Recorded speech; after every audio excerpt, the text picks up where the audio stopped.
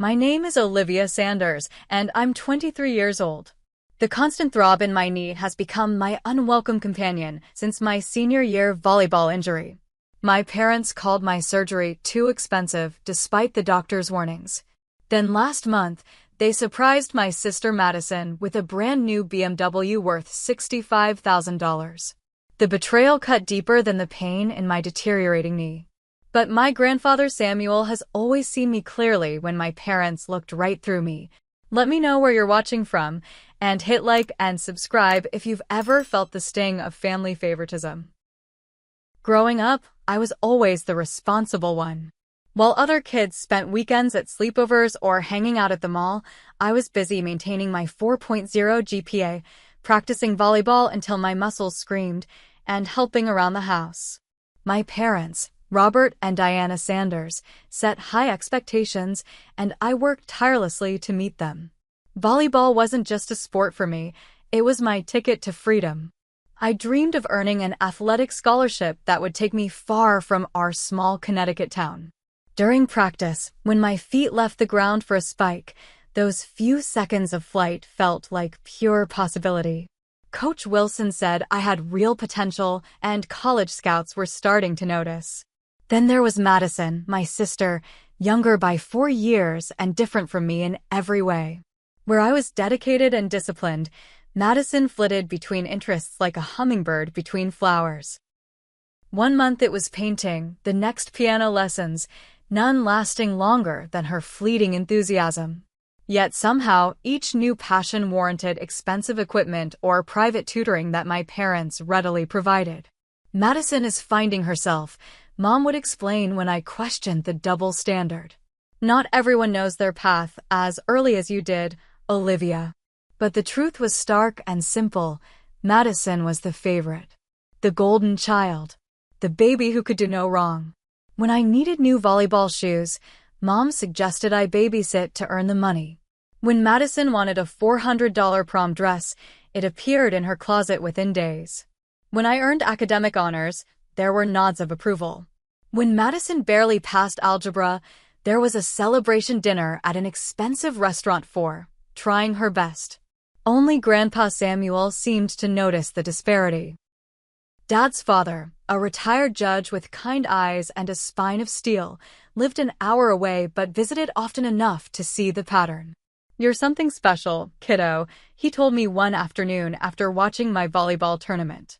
We sat on his porch, drinking lemonade as the summer sun dipped toward the horizon. "Don't ever let anyone dim your light." He was the one who drove 3 hours to pick me up when I missed the bus home from a debate competition. He remembered every achievement without being reminded. When I graduated as valedictorian, it was his proud tears that meant the most. Everything changed during the state semifinals my senior year. We were down by 2 points in the final set. The ball came my way, and I leaped higher than ever before, determined to score. The spike was perfect, earning us the point, but my landing wasn't. My right knee twisted unnaturally beneath me. The sound it made, a sickening pop, still haunts my dreams. The team doctor rushed onto the court as white-hot pain shot through my leg. "Possible ACL tear," he murmured to the coach. "She needs to get to a hospital." My parents were in the stands, but it was my best friend Taylor who rode in the ambulance with me, holding my hand through every jolt and bump. "Your parents are following in their car," the paramedic assured me. "They'll meet you at the hospital." They did, eventually, 2 hours later. Madison had been hungry, so they stopped for dinner first. The diagnosis came the next day: complete ACL tear, severe meniscus damage, and a tibial plateau fracture. The orthopedic specialist, Dr. Patel, didn't sugarcoat it. "Without surgery, you're looking at chronic pain, limited mobility, and early-onset arthritis," she explained, showing me the MRI images. "With proper surgical intervention and physical therapy, you could regain most, if not all, functionality." Hope flickered. Surgery meant a chance to walk without pain, to maybe even play recreationally one day. But that hope dimmed when I saw my parents exchange that look, the one that passed between them whenever Madison wanted something expensive. The difference was, this wasn't a want. This was a need. I tried to push through. Started college on a partial academic scholarship at State University, limping across campus, wincing up staircases, swallowing pain relievers like candy. Taylor, who chose the same university, watched me struggle with growing concern. "This isn't right, Liv," she said one night, finding me crying in our shared bathroom after a particularly painful day. "You need that surgery. Your parents should be helping you." But asking for help meant admitting weakness, and in the Sanders family, weakness was an unforgivable sin. At least for me. 3 months into my freshman year, the pain became unbearable. Dr. Patel's warning echoed in my mind. Without surgery, permanent damage was inevitable. I'd been taking maximum doses of over-the-counter pain medications, wearing a bulky brace, and still, simple tasks like climbing the 3 flights to my American literature class left me breathless and teary. One Sunday evening, I sat on my dorm room bed, surrounded by textbooks and a half-finished essay. My knee throbbed in angry protest of the day's activities. I reached for my phone and stared at my parents' contact information, my thumb hovering over the call button. "You can do this," I whispered to myself. "Just ask them."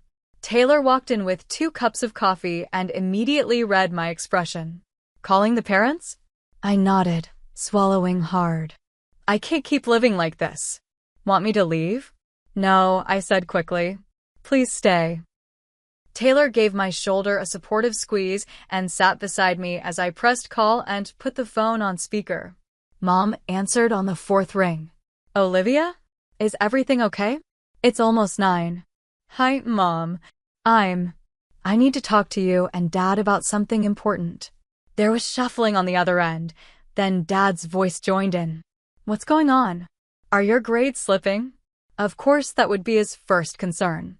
"No, Dad. I have all A's. It's about my knee. It's getting worse." Dr. Patel was right. I need the surgery. Silence stretched across the line, taut and uncomfortable.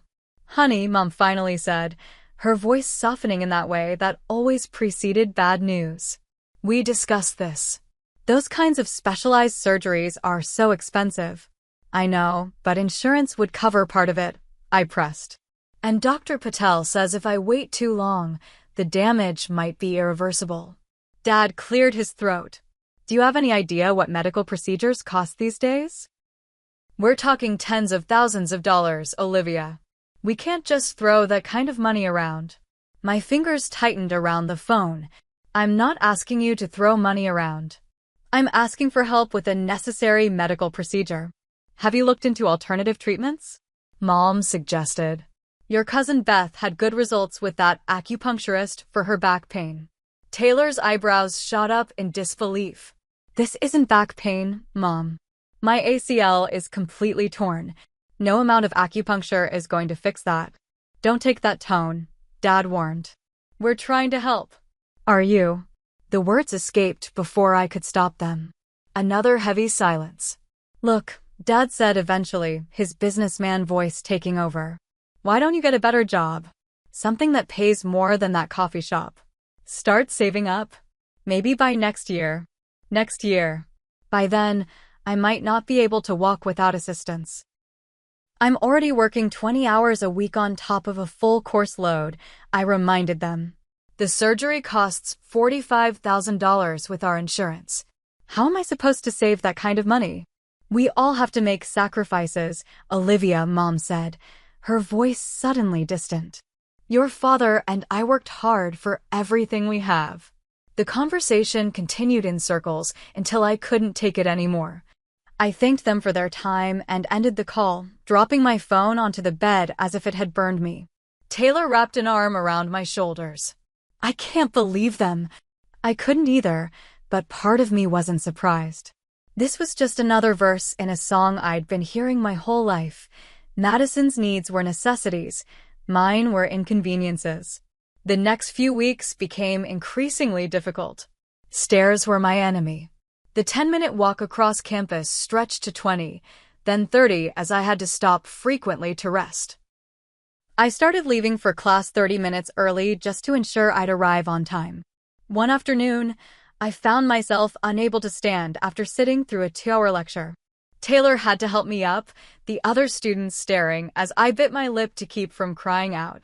"This is ridiculous," Taylor muttered as she helped me limp outside. "Call your grandfather." I shook my head. "I can't ask him for that kind of money." "You're not asking. You're telling him what's happening. He deserves to know, and your parents obviously aren't telling him."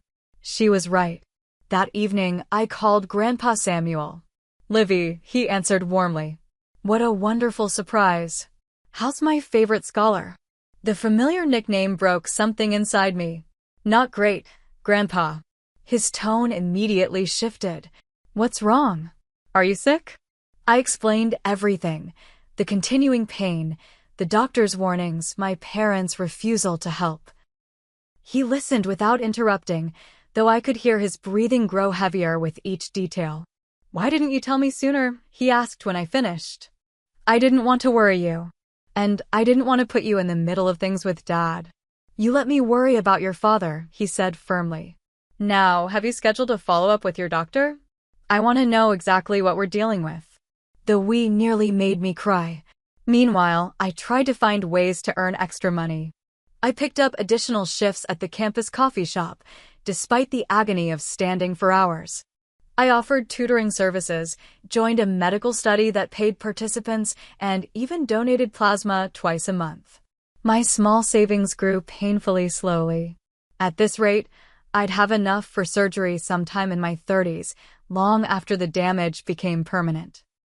Madison called occasionally, chattering about her freshman year at Westfield College, the private university our parents had happily paid for despite her mediocre grades. She never asked about my knee, though she knew about the injury. When I mentioned the pain once, she quickly changed the subject to her new boyfriend or the sorority she was pledging. "You wouldn't believe the parties here, Liv," she gushed during one call. "College is so amazing." I looked down at the ice pack on my knee, the bottle of ibuprofen on my nightstand, and the stack of medical bills I was slowly chipping away at. "Yeah," I replied hollowly. "Amazing." Winter break arrived with a blanket of snow and the promise of 3 weeks away from campus stairs and long walks between buildings. I drove my 8-year-old Honda back home, wincing every time I had to press the clutch with my bad knee. The Sanders family home looked like a holiday card, white lights outlining the roof and windows, a wreath on the glossy red door. Mom had always gone all out for Christmas, especially for Madison, who still received presents from Santa despite being 19 years old. I parked on the street since the driveway was full, Mom's SUV, Dad's sedan, and Grandpa Samuel's trusty old pickup truck. He must have come for dinner, which instantly lifted my spirits. At least I'd have one ally at the table. Madison flung open the front door before I could knock. "Olivia. Finally. You're missing all the excitement." She looked radiant, her cheeks flushed with anticipation, bouncing on her toes like she used to do on Christmas mornings as a child. "What excitement?" I asked, dragging my suitcase up the porch steps with a grimace. "You'll see. Mom and Dad have the biggest surprise ever. They made me wait until you got here to reveal it. That was unexpected." Usually, Madison wouldn't delay gratification for anything, least of all my arrival. Inside, the house smelled of pine and cinnamon. Mom was arranging appetizers on the dining room table while Dad and Grandpa Samuel sat in the living room, an obvious tension between them. "Olivia's here," Madison announced unnecessarily. "Can we do it now? Please?" Mom smiled indulgently. "Let your sister get settled first, sweetie." "It's fine," I said, curious despite myself.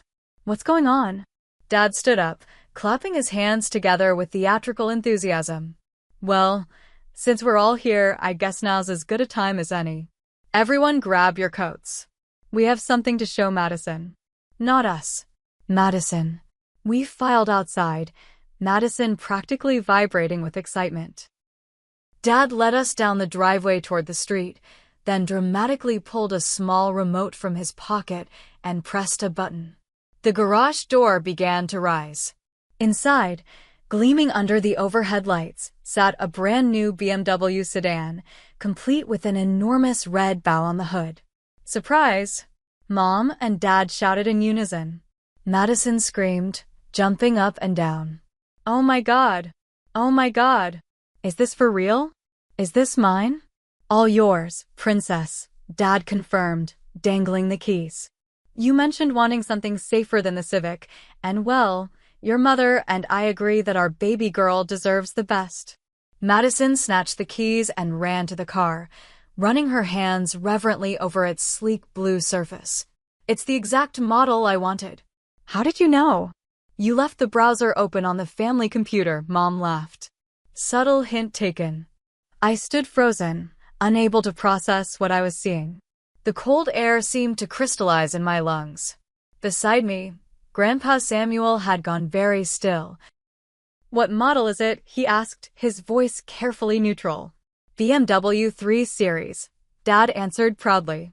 "Top safety ratings, great fuel economy for its class, and all the latest technology." "And the cost?" Grandpa pressed. Dad shifted uncomfortably. "Well, we got a good deal. Year-end clearance and all that." "Robert," Grandpa's tone sharpened. "How much?" "Base price is $55,000, Dad admitted. With the premium package and extended warranty, it came to around $65,000. $65,000. $20,000 more than my knee surgery." The world tilted sideways. I grabbed the garage door frame to steady myself, but it wasn't just physical imbalance threatening to topple me. It was the sheer weight of the revelation. My parents had $65,000 for Madison's want but nothing for my medical need. "Congratulations, Madison," I managed to say, the words tasting like ash. "That's quite a gift." Madison barely looked at me, too busy exploring the car's interior. "The leather seats are heated. And look at the sound system." Mom must have noticed something in my expression because she came over and placed a hand on my arm. "Isn't it wonderful? Madison's been through so much this semester, adjusting to college and all. We thought she deserved something special." Something inside me snapped. "Something special," I repeated slowly. "Like being able to walk without pain? Like not developing arthritis in my 20s? Mom's smile faltered. "Olivia, don't start. This is Madison's moment. 2 months ago, I begged you for help with a surgery that costs $45,000. A necessary medical procedure. You said you couldn't afford it." The garage went quiet except for the soft beeping of Madison testing various buttons on the dashboard. "That's different," Dad said stiffly. "How?" I demanded, my voice rising. "How is it different?" "Don't make a scene," Mom hissed, glancing nervously at Madison, who had finally tuned into the tension. "A scene? You want to talk about scenes? How about the scene where I collapse in class because I can't take the pain anymore? Or the scene where my doctor tells me I'll need a knee replacement before I'm 30 because the damage has become irreversible?" Dad stepped forward, his face darkening. "That's enough, Olivia. We make the financial decisions in this family, and we decided a safe, reliable car for your sister was a priority. A BMW isn't about safety. It's about status. You could have bought her a Toyota with 5-star safety ratings for $20,000 and put the rest toward my surgery." "The surgery might not even work," Mom interjected. "Dr. Patel said herself there are no guarantees." I stared at her in disbelief. "She said the success rate is over 90% for someone my age. Those are better odds than Madison even graduating college, statistically speaking." "Hey," Madison protested from inside her new car. Grandpa Samuel placed a steadying hand on my shoulder. "I think we should continue this discussion inside," he suggested quietly. But I was beyond reason. Months of pain and disappointment crystallized into a clarity I'd never experienced before. "When exactly did you buy this car?" I asked. My parents exchanged glances. "Last month," Dad finally admitted. "We wanted to wait until Christmas to surprise her." "Last month," I repeated. right after you told me you couldn't afford my surgery. The silence confirmed everything. I turned and limped back into the house, grabbed my suitcase from the entryway where I'd left it, and headed for the door. Olivia, don't be dramatic, Mom called after me. Where are you going? Back to my apartment, I said without turning around. But you just got here. It's Christmas break. I'd rather be alone than be where I'm clearly not valued. Dad's footsteps followed me. Now wait just a minute, young lady. You don't get to speak to us that way. I whirled around, ignoring the stabbing pain the sudden movement sent through my knee. You chose a luxury car over your daughter's health and future. I think I'm entitled to a few harsh words. I left before they could respond, throwing my suitcase into my old Honda and driving away from the house I'd grown up in, tears blurring the road ahead. Back at my nearly empty campus apartment, I called Taylor, who was visiting her parents in Ohio. They bought her a BMW, I said when she answered, not bothering with hello. $65,000 for a car when they told me they couldn't afford $45,000 for my surgery. Taylor was silent for a moment. Holy shit, Liv. I don't even have words. Neither did I. Just a hollow ache that had nothing to do with my knee. Later that night, I overheard a conversation through the thin walls separating our kitchen from our neighbors. My parents had called them, apparently worried when I hadn't answered their calls.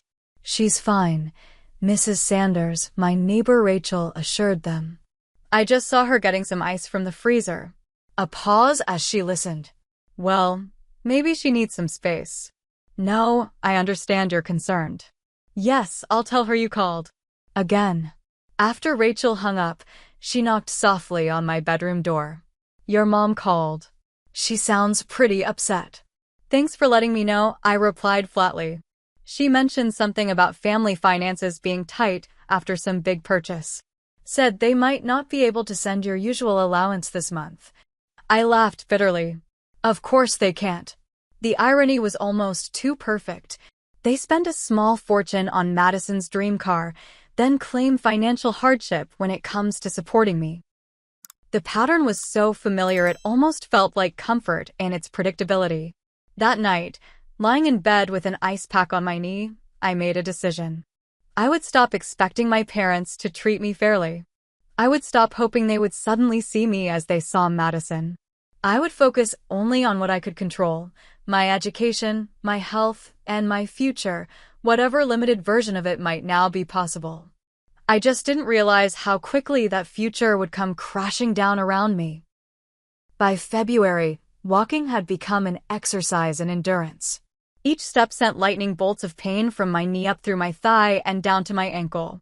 The campus disability services provided me with a temporary parking permit that allowed me to drive between buildings, but even that small mercy couldn't offset the deterioration happening inside my joint. Dr. Patel's face was grim when I visited her office for a follow-up. She manipulated my knee gently, noting my winces and sharp intakes of breath. The instability has worsened, she said, helping me sit up on the examination table. I'm ordering a new MRI, but I can already tell you what it's going to show. More damage, I supplied dully. She nodded. The torn ACL is allowing your knee to move in ways it shouldn't. This is causing progressive damage to the cartilage and meniscus.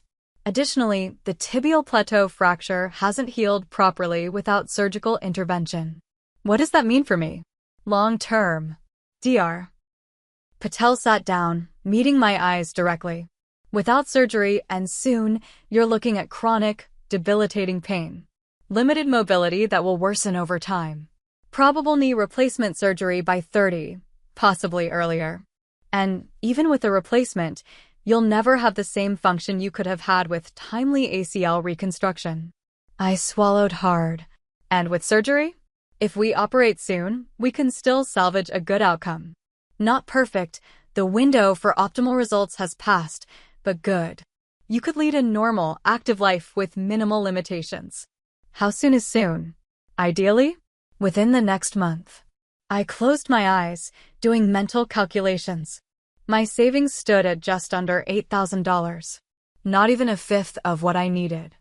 I'll figure something out, I told her, not believing it myself. When the new MRI results came back, they confirmed everything Dr. Patel had predicted and revealed additional bone spurs forming where they shouldn't. The clock wasn't just ticking, it was racing toward a finish line I couldn't possibly reach in time. Desperate to accelerate my savings, I took on more hours at the coffee shop, despite Taylor's increasingly vocal concerns. You can barely stand for 20 minutes, Liv. How are you going to manage an 8-hour shift? I don't have a choice, I replied, swallowing 2 pain pills with my morning coffee. The manager, Keith, was sympathetic but firm. I need someone who can move quickly during rush periods. Are you sure you're up for this? Absolutely, I lied. I'm managing the pain much better now. That was far from true. The pain had become a living thing, a monster that grew hungrier and more demanding each day. It woke me at night, accompanied me to classes, and colored every interaction with its persistent presence. 3 weeks after increasing my hours, the inevitable happened. It was the afternoon rush, the cafe packed with students seeking caffeine before evening classes. I'd been on my feet for 6 straight hours, ignoring the warning signals my body was frantically sending. I was carrying a tray of clean mugs from the dishwasher when my knee simply gave out. No warning, no gradual buckling, just a sudden, complete failure. The tray crashed to the floor, mugs shattering across the tile, and I followed, collapsing in a heap amid the broken ceramic. The pain was indescribable. White-hot agony radiated from my knee, stealing my breath, vision narrowing to a pinpoint. Someone was screaming. It took several seconds to realize it was me. Keith was beside me instantly. Don't move, Olivia. Someone call an ambulance. No ambulance, I gasped. Can't afford it. But Keith was already on the phone with 911, describing the situation. Around us, customers stood in shocked silence or hurried to clear space. Taylor, who had been studying in the corner, pushed through the crowd. Liv. Oh my God. The paramedics arrived quickly, their efficient movements and calm questions creating a center of order in the chaos. They strapped me to a backboard despite my continued protests about the cost. Your knee's completely unstable, one explained gently. Moving you without proper support could cause additional damage. The ride to the hospital passed in a blur of pain and fear. Taylor followed in her car after calling my parents. They're on their way, she told me in the emergency room as doctors ordered x-rays and administered painkillers. Should be here in a few hours. The orthopedic surgeon on call, Dr. Mercer, didn't waste time with platitudes after reviewing my scans. The damage is extensive, he told me, pointing to areas on the x-ray. The knee gave out because the ACL is completely non-functional and there's significant additional tearing in the meniscus. You need surgery, and you needed it months ago. I know, I whispered, the painkillers making my tongue feel thick. Can't afford it. Dr. Mercer frowned. This isn't elective cosmetic surgery we're talking about. This is necessary treatment to prevent permanent disability. Before I could respond, my parents burst into the treatment area, Mom's face pale with worry, Dad looking irritated at the inconvenience. Olivia. Mom rushed to my side. What happened? Are you okay? Her knee collapsed, Taylor explained when I didn't immediately answer. The doctor says she needs surgery right away. Dad stepped forward. What kind of surgery are we talking about? What's the prognosis? Dr. Mercer explained the situation again, emphasizing the urgency. Without surgical intervention immediately, your daughter faces a future of chronic pain and limited mobility. Even with surgery, the prolonged delay means she may never regain full function. And the cost? Dad asked, his expression already closing off. Your insurance should cover a significant portion. The hospital financial services can discuss the details with you. Mom squeezed my hand. We'll figure something out, honey. But I saw the look she exchanged with Dad, the same one from months ago when Dr. Patel first recommended surgery. Nothing had changed. Don't bother, I said, the words slurring slightly from the medication. I know where I stand in the family budget. Dad's face hardened. This isn't the time or place, Olivia. When is the time? After I'm permanently disabled? After I've dropped out of college because I can't physically make it to class. A nurse entered, interrupting the brewing argument. We're admitting you overnight for pain management and to monitor for any secondary issues. The orderly will be here soon to take you to your room. As if on cue, Madison appeared in the doorway, still wearing her coat, car keys dangling from her finger. I got here as fast as I could, she announced. The parking in this place is awful. I had to park like a mile away. She approached the bed, finally seeming to notice the gravity of the situation. Whoa, Liv, you look terrible. What happened? Before anyone could answer, she continued, and why is everyone looking so serious? It's just anything, right? Like when you fell during that volleyball game. The casual dismissal of the injury that had dominated my life for over a year was the final straw. It's not just a knee thing, Madison, I snapped. It's an injury that's getting worse because Mom and Dad decided your BMW was more important than my ability to walk without pain. Madison's eyes widened. That's not fair. I didn't ask them to buy me the car instead of paying for your surgery. Didn't you? Because I distinctly remember you showing Mom and Dad BMW brochures right after they told me they couldn't afford my surgery. I didn't know about that. Madison protested, but her eyes slid away from mine. You knew, I insisted. You've always known. You just didn't care because you always get what you want. That's enough, Dad interrupted. Madison, go wait in the hallway. Your mother and I need to speak with the doctor. But I just got here, Madison complained. And I drove all the way from Westfield. In your brand new BMW, I added bitingly. Must have been such a hardship. Madison stormed out, her face flushed with anger or embarrassment. I couldn't tell which. The nurse who had been adjusting my fore looked uncomfortable. I'll give you folks some privacy, she murmured, but not before giving my parents a look that clearly communicated her opinion of the family dynamics she'd witnessed. Once we were alone with Dr. Mercer, Dad shifted into negotiation mode. What are our options here? Is there anything less invasive we could try first? Dr. Mercer's professional demeanor didn't slip, but his voice took on an edge. Mr. Sanders, your daughter has already exhausted all conservative treatment options. She's been dealing with this injury for over a year without proper intervention. The window for optimal recovery is closing rapidly. But surely there must be alternatives to immediate surgery, Mom suggested, her hand still clutching mine in a grip that felt more restraining than comforting. I pulled my hand away. There aren't. I've researched everything. I've tried everything I could afford. This is happening because you chose not to help me when it would have made a difference. The painkillers were making me bold, loosening the restraints I'd always placed on my resentment. We didn't have that kind of money then, Dad insisted, but the lie sounded hollow even to him. But you had $65,000 for a luxury car? I challenged. Make it make sense, Dad. Explain to me how that math works. He had no answer. As they wheeled me to my hospital room, leaving my parents to deal with admission paperwork, I felt oddly detached from the situation.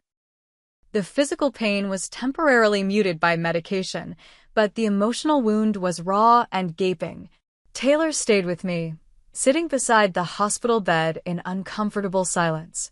I'm calling your grandfather, she finally said, reaching for her phone. This time, I didn't object. Grandpa Samuel arrived at the hospital just after dawn the next morning.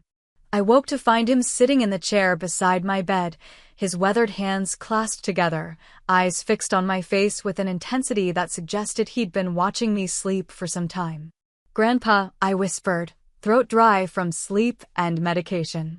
You didn't have to come. There's nowhere else I should be, he replied simply, reaching for the water pitcher on the bedside table and pouring me a cup. Taylor called me last night. Told me everything.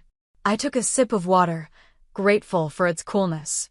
I didn't want to worry you. Family worries about family, he said, a strange emphasis on the word family that I couldn't quite interpret. That's how it's supposed to work, anyway. A nurse came in to check my vitals and adjust my pain medication. After she left, Grandpa moved his chair closer. I want you to tell me everything, he said. From the beginning. No editing to spare my feelings or your father's reputation. I need to know exactly what's been happening. So I did. I told him about the initial injury, the doctor's recommendations, my parents' refusal to help financially. I described the increasing pain, the failed attempts to save enough money, and finally, the devastating discovery of Madison's new car.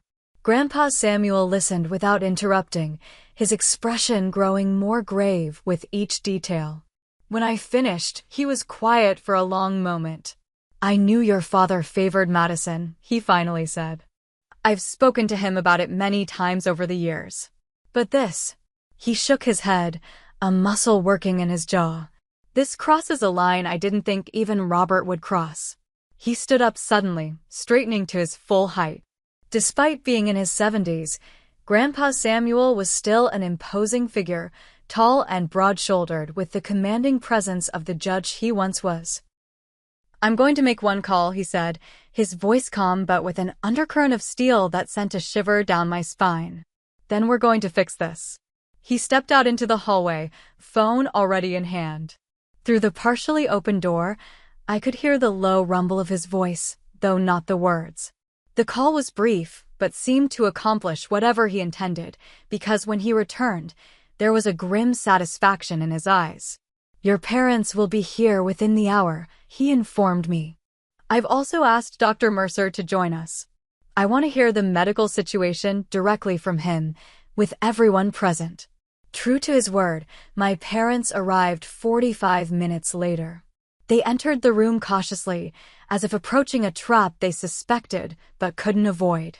Dad, my father acknowledged Grandpa stiffly. Olivia, how are you feeling this morning? About the same, I answered truthfully.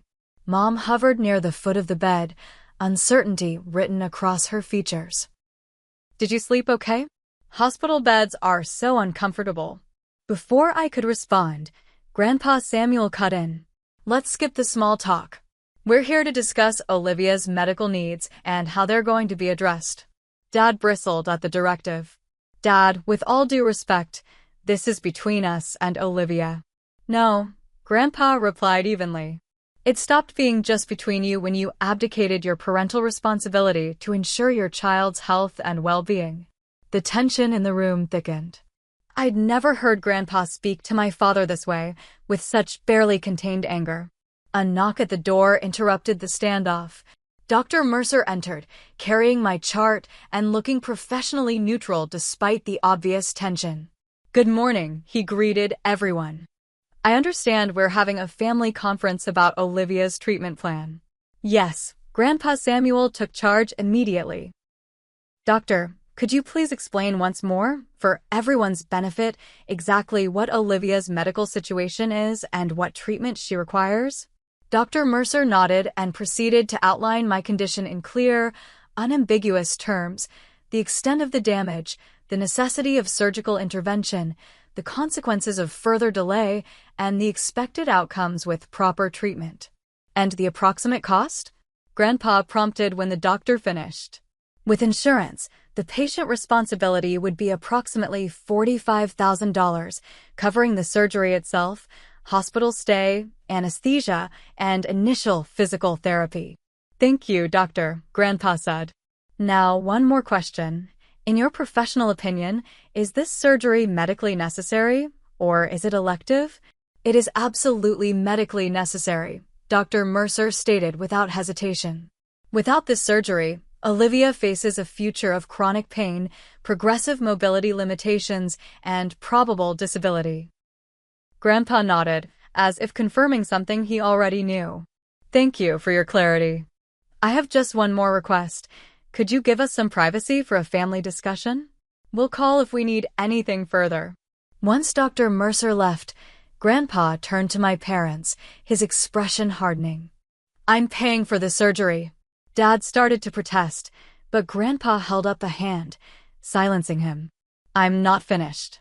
I'm paying for it because apparently my son and daughter-in-law believe a luxury car for their younger daughter is more important than necessary medical care for their older daughter. That's not fair, Mom objected weakly. Isn't it? Grandpa challenged. Tell me, Diana, how much do you and Robert have in your savings account right now? My parents exchanged alarmed glances. That's private information, Dad said stiffly. Not anymore, Grandpa replied. Not when you're claiming financial hardship as a reason to deny your daughter necessary medical care. We never said we were experiencing hardship, Dad protested. No? Then what would you call it when you tell Olivia you can't afford her $45,000 surgery, but then spend $65,000 on a car for Madison the very next month? Silence filled the room. How did you know how much we have in savings? Mom finally asked, her voice small. Grandpa's expression was unyielding. I called your financial advisor this morning. You had no right. Dad exclaimed. No right. Grandpa's voice rose slightly. I have every right when it comes to protecting my granddaughter. Martin has been my friend for 30 years. When I explained the situation, he was as appalled as I am. He turned to me. Your parents currently have $182,000 in their main savings account.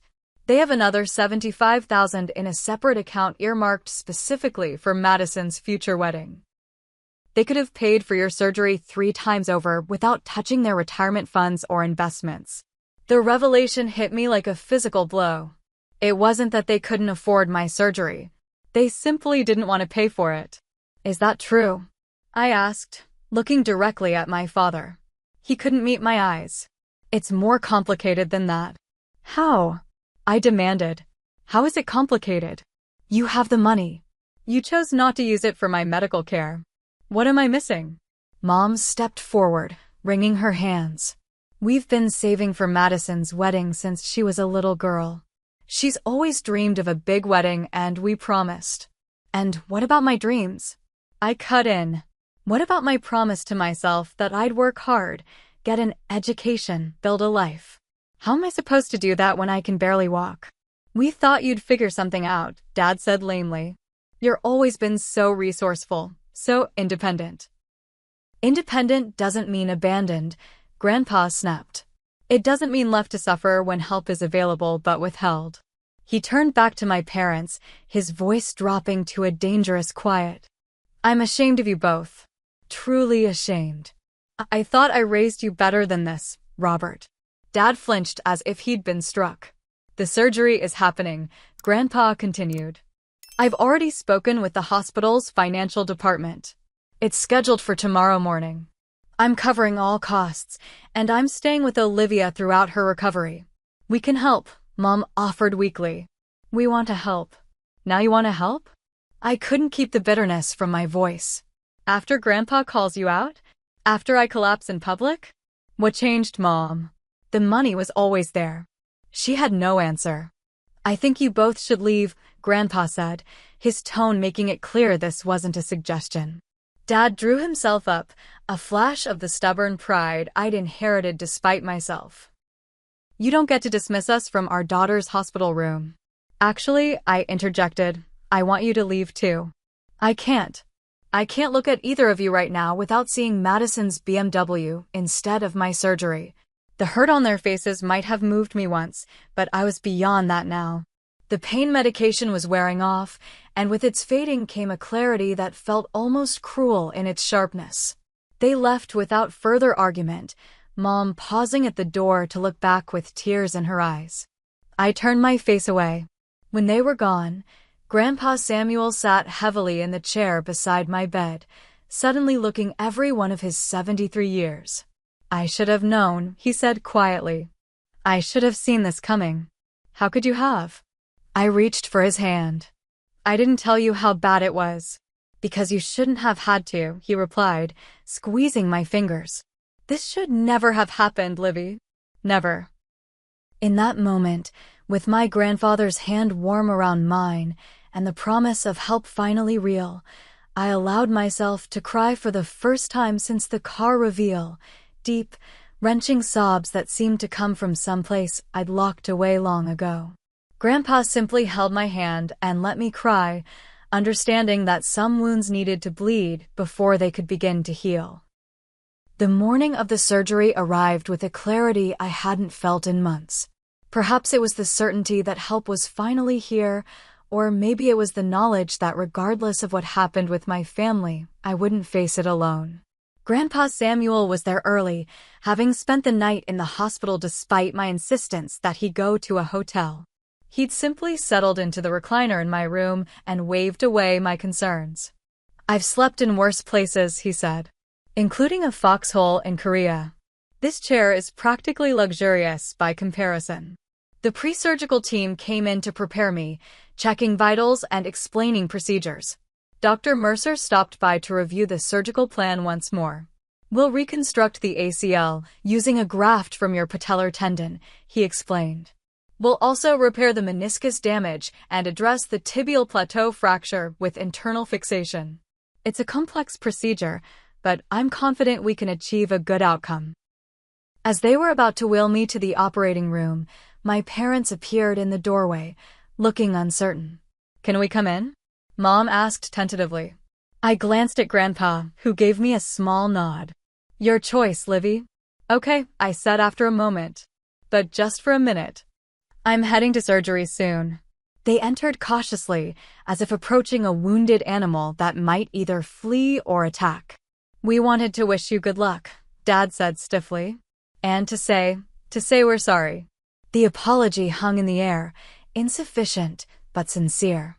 "We brought you something," Mom added, holding out a small gift bag. I took it reluctantly, peering inside to find a framed photo of me at my high school graduation, standing between my parents, all of us smiling. Before the injury, before everything changed. "I don't know what to say," I admitted.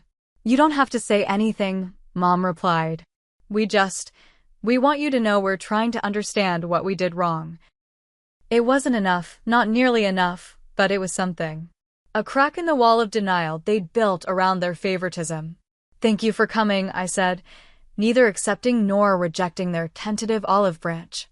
The transport team arrived then, ready to take me to surgery. There was an awkward moment as my parents stepped back, clearly wanting to offer some physical gesture of support, but unsure if it would be welcome. Grandpa solved the dilemma by stepping forward and kissing my forehead. "I'll be right here when you wake up, kiddo. Everything's going to be okay now." I believed him. The surgery lasted nearly 4 hours. I remember nothing of it, of course, just the countdown from the anesthesiologist and then waking in the recovery room with a massive brace on my leg and a fog in my brain that made thinking feel like wading through molasses. True to his word, Grandpa Samuel was there when I fully regained consciousness in my hospital room. So were my parents, sitting quietly in the corner, and, surprisingly, Taylor, who must have driven back from campus. "Welcome back to the land of the living," Grandpa said warmly. "Dr. Mercer says the surgery went well. Better than expected, in fact." Taylor moved to my bedside, squeezing my hand. "You had us worried for a bit there. Your blood pressure dropped during the procedure, but they got it stabilized." "Sorry," I mumbled, still groggy. "Don't you dare apologize," Taylor scolded gently. "Just focus on getting better." The recovery process was grueling. 3 days in the hospital, followed by a week at Grandpa's house before I could return to my apartment near campus. Physical therapy began almost immediately, painful exercises designed to rebuild strength and mobility in my reconstructed knee. Grandpa was my rock throughout, driving me to appointments, making sure I took medications on schedule, and encouraging me when the pain made me want to quit. My parents hovered on the periphery, uncertain of their place in this new dynamic. They called daily, visited occasionally, always careful not to overstep. Their remorse seemed genuine, but the damage done wasn't something that could be erased with a few weeks of attentive behavior. The most surprising development came 3 weeks post-surgery, when Madison appeared at my apartment door unannounced. "Can I come in?" she asked, none of her usual confidence in evidence. I stepped back, leaning heavily on my crutches, and gestured for her to enter. She looked different somehow. Her designer clothes were replaced by simple jeans and a sweatshirt, and her perfectly styled hair was pulled back in a messy ponytail. Most noticeably, she'd arrived in an older model Honda, not the BMW. "I sold it," she said, following my glance out the window. "The car? What? Why?" Madison sat on the edge of my couch, hands twisting nervously in her lap. "After what happened at the hospital, after what Grandpa said to Mom and Dad, I couldn't keep it. It didn't feel right." I lowered myself carefully into an armchair, elevating my leg as the physical therapist had instructed. "I didn't ask you to sell your car, Madison." "I know you didn't," she replied quietly. "That's part of why I did it. You never ask for anything, Olivia. You never have. And I've always asked for everything." The admission stunned me into silence. "I knew," she continued, her voice barely above a whisper. "About the surgery, about Mom and Dad refusing to pay for it. I heard them talking about it the night before they told you no. And you still asked for the BMW?" She nodded, tears welling in her eyes. "I convinced myself it was different, that a car was a necessity and the surgery was optional. But I knew. Deep down, I knew it was wrong. Why are you telling me this now?" "Because I need you to know that I see it now. The way they've always favored me, given me everything while expecting you to fend for yourself. It wasn't fair, and I was complicit in it." The honesty was unexpected and disarming. For years, I'd seen Madison as spoiled and self-centered, unaware of or unconcerned with the disparities in our treatment. The realization that she had been aware, that she'd chosen to ignore it for her own benefit, should have angered me. Instead, it sparked a strange sense of relief. At least now everything was in the open. "What did you do with the money from the car?" I asked. "I put most of it toward tuition. The rest I'm using to pay for therapy." "Therapy?" She nodded. "Turns out growing up as the golden child messes you up too, just differently. I'm trying to figure out who I am when I'm not being given everything I want." It was the most insightful thing I'd ever heard her say. Our conversation marked a turning point, not just with Madison, but with my parents as well. The facade of familial perfection had been shattered, forcing everyone to confront the unhealthy dynamics that had shaped our lives. Physical therapy continued, painful session after painful session. Some days I felt I was making progress. Other days the pain and frustration seemed insurmountable. But unlike before, I wasn't facing it alone. Grandpa came to every appointment he could. Taylor arranged her schedule to drive me when Grandpa couldn't. Even my parents, in their awkward, uncertain way, tried to help. 6 weeks post-surgery, I was able to put weight on my leg while using a single crutch. 8 weeks in, I walked unassisted for the first time, just across my living room and back, but it felt like crossing a finish line. "Look at you go," Grandpa cheered, his eyes suspiciously bright. "Didn't I tell you you'd beat this thing?" The physical recovery was measurable, trackable through degrees of motion and pain levels. The emotional recovery was messier, less linear. My parents suggested family therapy, a suggestion so unexpected I initially thought I'd misheard. "We've been talking to a counselor," Mom explained during one of their visits. "Separately, I mean. She thinks it might help if we all talked together, with a professional mediator." "Why?" I asked, genuinely curious. "Why now, after all these years?" Dad shifted uncomfortably. "Because we nearly lost you. Not physically, but we almost destroyed our relationship with you. And we don't want that." I agreed to try, not entirely convinced it would help, but willing to take the step if they were. The sessions were difficult, often ending with tears or tense silences. Years of resentment and favoritism couldn't be resolved in a few hours of guided conversation. But slowly, painfully, we began to build something new from the ashes of what had been destroyed. And through it all, my knee healed, growing stronger as I learned to trust my body again, just as I cautiously learned to trust my family in this new, more honest configuration. 6 months after the surgery, I walked across campus without pain for the first time in nearly 2 years.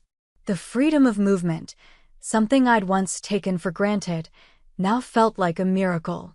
I could climb stairs without wincing, sit through classes without shifting constantly to alleviate pressure, even join Taylor for short walks around the lake that bordered the eastern edge of campus. I wasn't back to my pre-injury capability. Dr. Mercer had been clear that some limitations would likely be permanent. No more competitive sports, a lifetime of careful maintenance exercises, and probable arthritis in the distant future. But compared to the life of chronic pain and progressive disability I'd been facing, these constraints seemed minor.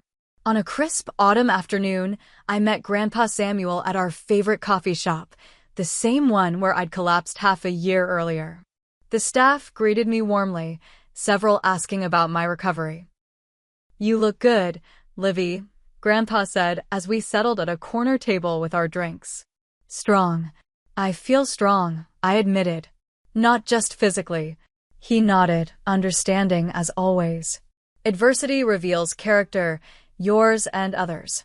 You've learned that lesson earlier than most." "I wanted to thank you again," I said, wrapping my hands around my mug. "Not just for the surgery, but for everything. For seeing me when I felt invisible." Grandpa reached across the table and patted my hand. "You were never invisible to me. From the day you were born, I saw something special in you. A resilience, a determination that reminded me of myself." He took a sip of his coffee, then set the mug down deliberately. "There's something I want to tell you. I've made some changes to my will." "Grandpa, you don't have to." He held up a hand. "Let me finish. This isn't about the money, though that's part of it. It's about protection. I've established a trust for you that your parents cannot access or control. It will provide for your education and any future medical needs related to your injury." I started to protest again, but he continued. "I've done the same for Madison, before you ask. But hers is structured differently, with specific conditions to encourage responsibility and independence. The point is, I want you both to be secure, but I don't want either of you to be vulnerable to the kind of situation you faced this past year." The depth of his thoughtfulness moved me deeply. He hadn't just solved the immediate crisis, he'd taken steps to prevent future ones. "Thank you," I said simply, knowing he would understand all that those 2 words encompassed. The family therapy sessions continued, sometimes productive, sometimes frustrating. My parents struggled to acknowledge patterns so deeply ingrained they'd become invisible to them. Madison oscillated between defensive justification and remorseful guilt. I vacillated between anger and the desire to forge a healthier relationship. Progress came in small moments, Dad calling to ask about my physical therapy instead of just assuming I was fine. Mom acknowledging that she'd always expected more from me because you seemed so capable. Madison asking for advice instead of attention. During one particularly difficult session, our therapist, Dr. Levine, asked us each to express what we wanted from our family relationships moving forward. "Boundaries," I said without hesitation. "Respect for my independence, but support when I actually ask for it. And equality, not just in material things, but in expectations and attention." "That seems reasonable," Dr. Levine observed. "Robert, Diana, how do you respond to that?" My parents exchanged glances, a silent communication passing between them. "It's fair," Dad finally said. "More than fair, considering everything. We haven't been equitable parents, and we need to do better." Mom nodded, tears in her eyes. "I want a relationship with both my daughters. Real relationships, not based on roles we've assigned or expectations we've created." Madison's answer surprised me most. "I want us to be honest with each other. Even when it's hard. Maybe especially then." Setting boundaries wasn't easy. There were missteps and backsliding, moments when old patterns reasserted themselves. But the difference now was that we recognized them when they happened, named them, and tried to correct course. One unexpected outcome of my experience was the creation of a support group for students dealing with family favoritism and its effects. What began as casual conversations with classmates who'd experienced similar dynamics grew into weekly meetings in the student union building. 20 students at first, then 30, then more. I never realized how common it was, I told Taylor after one particularly emotional session. So many people carrying these invisible wounds. And now they have somewhere to talk about it, she pointed out. You did that, Liv. You turned your pain into something helpful for others. The perspective shift was profound. For so long, I'd seen myself as a victim of my family's dysfunction. Now I was using that experience to help others navigate their own complex family relationships. Even Madison attended occasionally, offering the rare and valuable perspective of the favored child who was working to understand the damage that preference had caused. I think about all the times I took advantage, she admitted during one meeting. All the times I knew what I was asking for wasn't fair to my sister, but I asked anyway because I knew I'd get it. That's on me, not just my parents. Her honesty earned her respect from the group and from me. Our relationship, once defined by resentment and competition, was evolving into something more balanced, more authentic. My parents sold their house that fall, downsizing to a smaller home closer to Grandpa. The decision surprised me until Mom explained their reasoning. We don't need all that space anymore, and the equity will help us fix some of our financial priorities, she said. We've been thinking a lot about what really matters. What went unsaid but understood was that the house had been part of the problem, a showcase for success rather than a home built on love and equity. As winter approached, bringing with it the one-year anniversary of the confrontation over Madison's car, I found myself reflecting on everything that had changed. The physical pain that had dominated my existence was now manageable, flaring occasionally but no longer constant. The emotional pain had transformed too, not gone but different, more like a healing scar than an open wound. I'd learned lessons I never wanted to learn. That family can hurt you in ways strangers never could, that love is not always expressed equally or fairly, that sometimes you have to fight for what should be freely given. But I'd also learned that it's possible to rebuild what's broken, that people can change when confronted with the consequences of their actions, that forgiveness doesn't require forgetting, but can exist alongside clear boundaries and new expectations. Most importantly, I'd discovered my own worth wasn't determined by my parents' validation or recognition. It existed independently, recognized by those who truly saw me, Grandpa Samuel, Taylor, the students in my support group who drew strength from my story. On a snowy December evening, I sat in Grandpa's living room, watching him tend the fire while my parents and Madison helped prepare dinner in the kitchen. The scene was ordinary, domestic, yet it represented an extraordinary transformation from where we'd been a year ago. "Penny for your thoughts," Grandpa said, noticing my contemplative expression. "I was just thinking about how much has changed," I replied. "And how much hasn't?" He nodded, understanding as always. "The people are the same, but the awareness is different. That's where healing begins." "Do you think we'll ever be completely healed?" "As a family, I mean." Grandpa considered the question carefully before answering. "I think healing isn't a destination, Livy. It's a practice. Some days you'll do it well, some days you won't. The important thing is that you keep trying." As we gathered around the table that evening, the conversation flowing more easily than it had in years, I realized he was right. We weren't a perfect family. We probably never would be. But we were learning to see each other clearly, to acknowledge hurts rather than ignore them, to make space for truth alongside love. And perhaps that's the most any family can aspire to, not perfection, but authenticity. Not flawlessness, but the courage to face our flaws and grow beyond them. My knee will always bear the scars of what happened, just as our family will always carry the history of favoritism and neglect. But scars are not just markers of past wounds, they're evidence of survival, of healing, of the body's remarkable capacity to repair itself. The same is true for the heart, for relationships, for families willing to do the difficult work of honest reckoning and genuine change. As I look toward the future now, I do so with neither resentment nor rose-colored optimism, but with a clear-eyed understanding that we build our lives one choice at a time, one conversation at a time, one boundary at a time. And in that building, we define for ourselves what family truly means. Have you ever experienced family favoritism or had to stand up for yourself when those who should support you didn't? Share your story in the comments below. If this resonated with you, please like and subscribe to hear more stories about overcoming family challenges and finding your worth.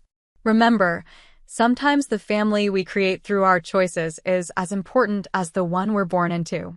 Thank you for listening to my story, and I hope it helps you navigate your own path to healing.